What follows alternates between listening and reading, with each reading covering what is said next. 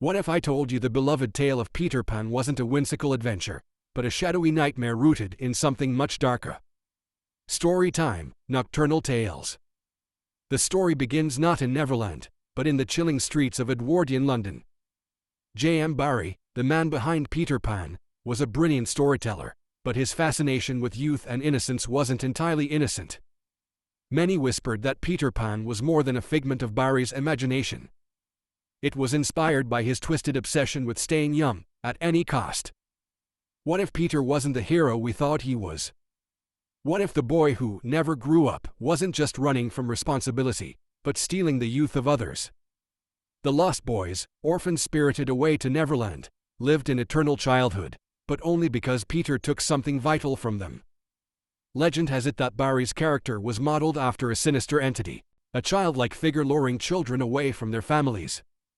Once under its spell, they would lose their memories, their lives slowly drained to keep Peter young. Even the act of flying had its price. In Barrie's original drafts, fairy dust wasn't enough. You needed faith, trust, and the sacrifice of one's soul. Wendy, John, and Michael.